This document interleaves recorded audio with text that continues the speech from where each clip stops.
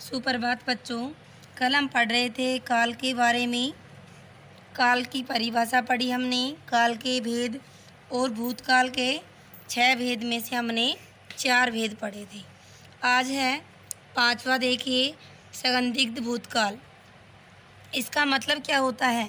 सीधी सी अपनी लोकल भाषा में ही समझ ले कि जिस भी वाक्य में किसी कार्य के भूतकाल में होने का हमें संदेह उत्पन्न हो, शक हो, उसे ही संदिग्ध भूतकाल कहते हैं। करेक्ट परिभाषा क्या होगी इसकी? कि क्रिया के जिस रूप से किसी कार्य के भूतकाल में होने में संदेह हो। जैसे उदाहरण देखिए, कैसे संदेह हो? उसे मेरा संदेशा मिल गया होगा, यानी कि हमें संदेह है कि मिल गया होगा, पक्का नहीं पता चल रहा कि मिला या नहीं मिला। अगला उदाहरण देखिए, माँ ने सब्जी खरीद ली होगी। ये भी हम क्या कर रहे हैं जी? संदेह कर रहे हैं कि माँ ने सब्जी खरीद ली होगी। हमें पता नहीं कि खरीदी या नहीं, लेकिन हम क्या कर रहे हैं? जज ही कर रहे हैं, संदेह ही कर रहे हैं कि माँ ने सब्जी खरीद ली होगी। अगला है 6 नंबर पे, हेतु मद भूतकाल। इसकी पहचान आप कैसे करेंगे? कि क्रिया के जिस रूप से किसी कार्य का भूतकाल में दूसरी क्रिया पर होने का बोध होगा। जो क्रिया होगी वो खुद से नहीं, उसमें दूसरी क्रिया मिक्स होगी, तभी वो उसका रिजल्ट मिलेगा, तभी वो सफल होगी। जैसे उदाहरण देखिए, यदि समय पर वर्षा होती तो इस बार फसल की कमी नहीं होती। किस पे बात हो रही है भाई?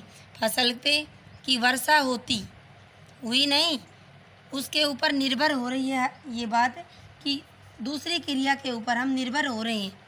फसल तो होनी है, लेकिन कब होनी है? जब वर्षा होगी तब। अगला देखिए उदाहरण, यदि शिखा परिश्रम करती तो परीक्षा में अच्छे अंकों से उत्तीर्ण होती। किसकी बात हो रही है यहाँ पर? शिखा के परिश्रम की। लेकिन कब सफल होगी ये? जब परीक्षा में जब ये अच्छे अंक प्राप्त आएंगे, परिश्रम करेगी तभी तो अच्छे अंक आएंगे, यानी कि दूसरी क्रिया पर निर्भर कर रही है। तो इसके भूतकाल के 6 भेद हमने पढ़े।